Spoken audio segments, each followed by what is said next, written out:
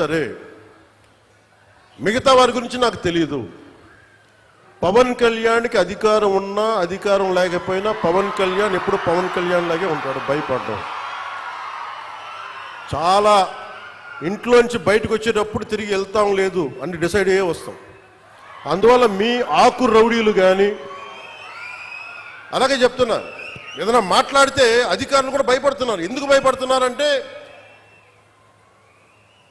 చెవుల్లో చెప్తారు, అదే సార్ వాళ్ళ వెనక చాలామంది రౌడీలు ఉంటారండి, కిరాయి హంతకులు ఉంటారంటే, మీకు కరెక్ట్గా యోగి ఆదిత్యనాథ్ లాంటి ట్రీట్మెంట్ కనుక ఒక్కొక్కడికి ఇస్తే, ఒక్కొక్కడికి రౌడీజం అంటే కాలు కాలు కీలు కీలు తీసి మడత పెట్టి కింద కూర్చోపెడితే, అప్పుడు కరెక్ట్గా చెప్తా, కరుడు గట్టిపోయిన జీవితకాలం ఒకే మన వాళ్ళకి ఏకీభవించవచ్చు, ఏకీభవించకపోవచ్చు.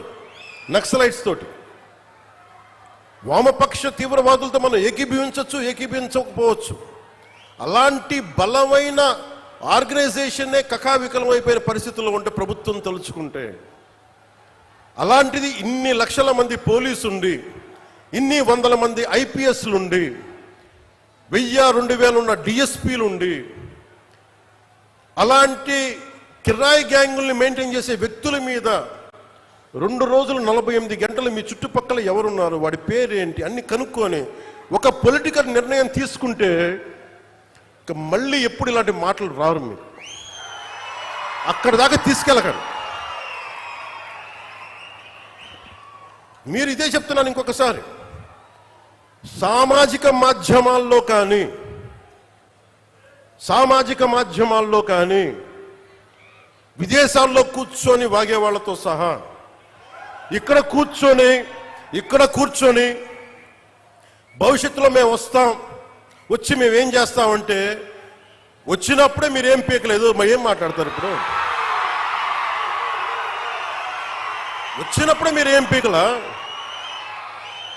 అంటే ఏమనుకుంటారు? మీరు కూర్చోబెట్టి మీరు బెదిరింపులు చేస్తే భయపడతాం అనుకుంటున్నారా? దానికి మేము ఒక్కడు చిన్నప్పటి నుంచి కూర్చొని అమరజీవిని గుండెల్లో పెట్టుకున్నాడంటే వాడికి ఎంత పిచ్చి ఉంటుంది? ఏ మ్యాడ్నెస్ ఉంటే ఇలా వస్తాం మేము? ఏ అండదండలు లేకుండా పార్టీ పెట్టి ఇక్కడ దాకా వచ్చామంటే ఎంత కమిట్మెంట్ ఉండాలి నీకు సమాజం మీద, దేశం మీద, రాష్ట్రం మీద, ప్రజల మీద? పద్ధతులు మార్చుకోండి.